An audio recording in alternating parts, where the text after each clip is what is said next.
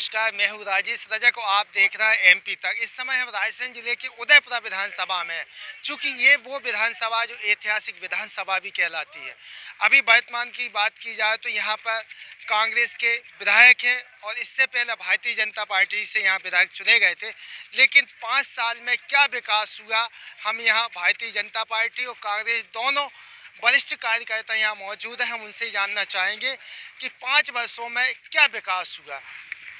Sir, 5 वर्षों में अभी यहाँ क्या विकास हुआ, चूँकि विधायक आपके हैं?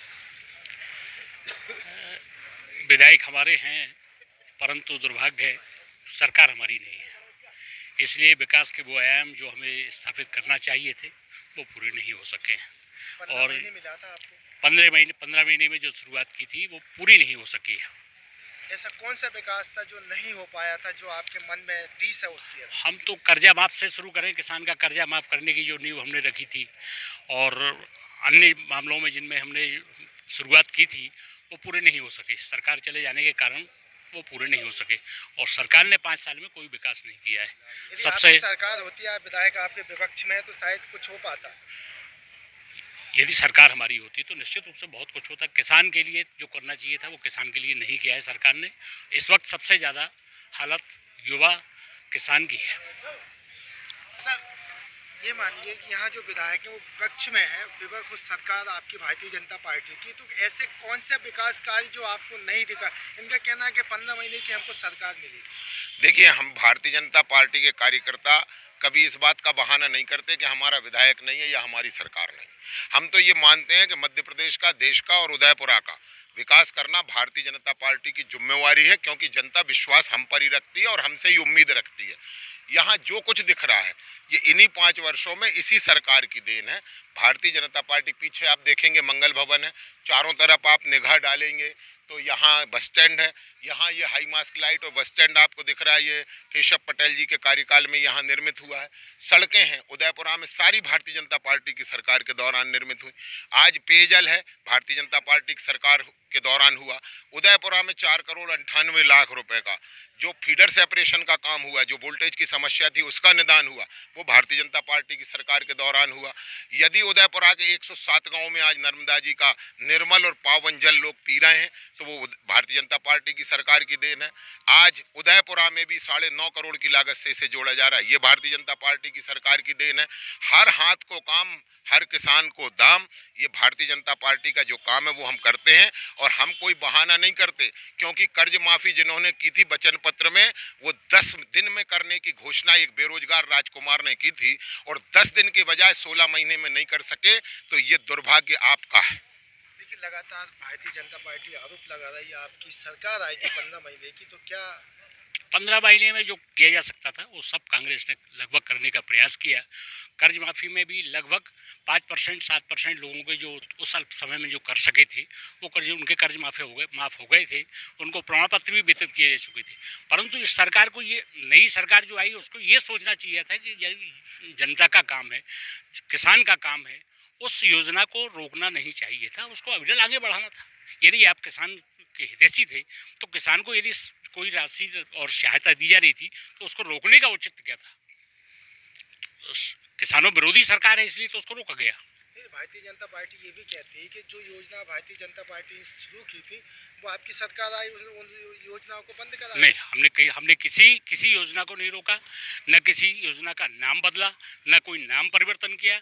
हम उन सारी योजनाओं को लेके आगे बढ़े थे। ये तो नई हमारी योजना थी और जनता के हित में, किसानों के हित में जो योजना लागू की थी उसको इस सरकार को आगे बढ़ाना चाहिए था। सर, जो सरकार आई थी कमलनाथ जी की, 15 महीने सरकार रही थी, उस समय भारतीय जनता पार्टी की जो योजनाएं थी कौन कौन सी जो बंद हुई थी? देखिए राजेश जी, ऐसी बहुत सारी योजनाएं थी जो कांग्रेस की सरकार आते ही बंद हो गई थी। तो खासतौर से वो योजनाएं गरीबों की योजनाएं थी। संबल कार्ड, आयुष्मान कार्ड, ऐसे बहुत सारी योजनाएं शिवराज जी की थी जिनसे सीधा गरीबों को फ़ायदा पहुंचता था।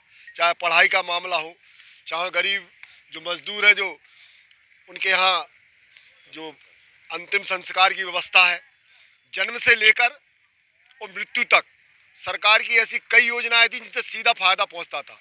पर माननीय कमलनाथ जी की सरकार बनी, कांग्रेस की सरकार बनी, उनने उन योजनाओं को बंद किया और 16 महीना वो केवल ये चर्चा चलती रही कि इनका हम नाम बदलें, कौन का नाम रखें, पूज्य इंदिरा जी का रखें, जवाहरलाल नेहरू जी का रखें, कौन कौन नेताओं के नाम से इन योजनाओं को शुरू करें, क्योंकि भाजपा के पास कभी ऐसा नहीं रहा। आज प्रधानमंत्री सड़क है, अटल बिहारी वाजपेयी जी ने शुरू की थी, पर आपको याद हो कि संसद में लोगों ने कहा था कि माननीय अटल बिहारी वाजपेयी के नाम से सड़क होना चाहिए, लेकिन उन्होंने कहा नहीं, प्रधानमंत्री तो आते और जाते रहते हैं, ये प्रधानमंत्री के नाम से ही सड़क योजना होगी। आज भी चल रही है आवास योजना, इसमें भी माननीय प्रधानमंत्री जी ने, माननीय मोदी जी ने आवास योजना प्रारंभ की। आप देख रहे हैं कि आवास योजना में कोई मोदी जी का या कोई शिवराज जी का नाम नहीं है। ऐसी बहुत सारी योजना है, अगर हम बताने लगेंगे, हम ये नहीं कह रहे, हमारी सरकार ने हमेशा गरीबों के लिए काम किया है, बेरोजगारों के लिए काम किया है, किसानों के लिए काम किया है। आज धान 4,000, 4,500 और 5,000 बिक रही है। अब कांग्रेस के कोई नेता नहीं चिल्ला रहे कि दाम उचित नहीं मिल रहा। किसान खुश है, प्रसन्न है। आज देखो किसानों के यहाँ कितनी खुशियां हैं। हर चीज का उचित मूल्य, हर काम का उचित काम करने का विश्वास भाजपा रखती है और भाजपा ठीक से काम कर रही है। आने वाले दिनों में भी हमारी सरकार बनेगी और हम फिर और अच्छे काम करेंगे मोदी जी के और शिवराज जी के नेतृत्व में, ये हमें विश्वास है। भारतीय जनता पार्टी का स्पष्ट कहना है कि हमने जो वचन किए थे, जो वादे दिए थे, वो पूरे किए और फिर हम कांग्रेस से जाने। ये बताइए क्या वादे भारतीय जनता पार्टी ने किए थे वो पूरे हुए? देखिए, मैं आपको बताना चाहता हूं कि भारतीय जनता पार्टी की आदत है, माननीय शिवराज सिंह चौहान जी इनके मुख्यमंत्री हैं, जो 22,000 घोषणाएं कर चुके हैं, परंतु वे घोषणाओं पर अमल नहीं करते हैं। आज मध्य प्रदेश की हालत, 18 साल से मुख्यमंत्री हैं, उसके बाद आप देख सकते हैं। हम उदयपुरा विधानसभा की बात करें तो उदयपुरा विधानसभा में कोई विकास नहीं हुआ है। नगर की जगह जगह आज रोड खुदे डले हैं। हम आज यहाँ हाईवे की, नेशनल हाईवे की बात करें, यहाँ नेताओं द्वारा नेशनल हाईवे बीच उदयपुरा में से निकलवा दिया गया, परंतु जो सड़क है वो 3 साल से खुदी डली है। आदमी 4 से 5 किलोमीटर घसता हुआ जाता है और यहाँ से लेकर 48 किलोमीटर पर टोल लग जाता है। आदमी टोल दे रहा है, परंतु ये सड़कों का निर्माण नहीं हो रहा है। आज अपन स्टैंड की बात करें, यहाँ सुलभ शौचालय नहीं है। भारतीय जनता पार्टी की आदत है घोषणाएं करना, वादा करना, अमल करना, इनकी आदत नहीं है। हम कांग्रेस की 15 महीने की सरकार में माननीय कमलनाथ जी ने कन्या विवाह योजना 25,000 से 50,000 की, पेंशन, वृद्धा पेंशन योजना 600 से 1,000 की, 1,000 गौशाला जो वादा किया था वह गौशालाएं बनवाई। आज हम इसका उदाहरण ग्राम पचामा में देख लें, हमारे यहाँ नून नगर के यहाँ देख लें। जो कांग्रेस ने किया वह वादा किया, परंतु हमारा दुर्भाग्य है कि किसी प्रकार षड्यंत्र हमारी सरकार गिरा दी गई। अभी बताया कि षड्यंत्र पूर्वक सरकार गिरा दी गई, तो क्या आप ऐसा हुआ है कि सरकार गिराई गई है? खरीद फरोख्त का कोई मामला है ऐसा? ऐसा कुछ भी नहीं है। क्या है कि इनके जो वादे किए गए थे, ये उन वादों को पूरा नहीं कर पाए और इनके साथ ही जो माननीय सिंधिया जी थे, उन्होंने कहा था कि यदि आप वादे पूरे नहीं करेंगे तो हम सड़कों पर उतर जाएंगे। कमलनाथ जी ने कहा कि आप उतर सकते हैं, इसलिए वो उस पार्टी को छोड़कर आ गए और भारतीय जनता पार्टी में उन्हें विश्वास था कि यहाँ पर सारी जो योजनाओं की घोषणा है वो करेंगे, पूर्ण होंगी। इस विश्वास के साथ उन्होंने भाजपा में आए हैं। क्या कहना है कि सिंधिया जी कांग्रेस छोड़कर भारतीय जनता पार्टी में आए क्योंकि इनको पार्टी पे विश्वास नहीं था कांग्रेस को? ऐसा सिंधिया जी ने पार्टी छोड़ी, ये उनका खुद का निजी विषय है और वो क्यों छोड़ के गए ये भी, इस बारे में भी मैं कुछ नहीं कह सकता। परंतु निश्चित रूप से इस सत्ता के स्थानांतरण में जो देश में नहीं होना चाहिए वो भूमिका रही है और वो देखने में और आम आदमी के चेहरे और जबान पर स्पष्ट होती है। मैं आदरणीय हमारे पूर्व अध्यक्ष जी की बात का एक जवाब जरूर देना चाहूँगा कि नाम बदलने की जहाँ तक बात आती है तो कांग्रेस ने कभी नाम नहीं बदला। आपने ही इंदिरा आवास योजना को दूसरा नाम दे दिया। आपने कहा कि अटल बिहारी वाजपेयी, स्वर्गीय श्री अटल बिहारी वाजपेयी जी ने प्रधानमंत्री सड़क शुरू की, इंद्र कुमार गुजराल साहब ने प्रधानमंत्री सड़क योजना शुरू की, उसमें किसी का नाम नहीं था। आपका योगदान जो सरकारें रही हैं सब में, स्वर्गीय अटल जी रहे हों, राजीव जी रहे हों, जो भी रहे हैं, आई.के. गुजराल रहे हों, देवगौड़ा रहे हों, एक क्रम है देश को चलने का, प्रकृति का चलने का, उस क्रम से सारे लोग काम करते रहे हैं। किसी ने किया नहीं किया ये नहीं कह सकते, लेकिन किसने क्या अच्छा किया इस पर जरूर चर्चा होना चाहिए। और वो अच्छा अटल जी ने जो किया है। उदयपुरा विधानसभा की बात की जाए तो विकास कहाँ तक पहुँचा है आपका उदयपुरा विधानसभा? उदयपुरा विधानसभा में विकास नाम की कोई चीज़, हमारा दुर्भाग्य है कि हम उदयपुरा में वो समुचित विकास जो होना चाहिए था, इस 30 वर्ष में ये क्षेत्र जहाँ के तहाँ पिछड़ा है। चाहे शिक्षा का क्षेत्र ले लें हम, चाहे रोजगार का क्षेत्र ले लें हम, सिर्फ अकेली सड़क बनना या बिजली के बल्ब जल जाना भर विकास नहीं कहलाएगा। विकास जब जड़ से पैदा उत्पन्न हो और जहाँ से नई जो ऊर्जा इस देश की आने वाली है, वो जब तक अच्छे रूप में इसको वातावरण नहीं मिलेगा तब तक वो विकास नहीं कहला पाएगा। यहाँ कोई वातावरण नहीं है, ना पढ़ाई के लिए बहुत अच्छे कॉलेज हैं। यहाँ एक छोटे से छोटे आदमी को भोपाल और जबलपुर के अलावा कहीं को पढ़ाई का काम नहीं मिलता।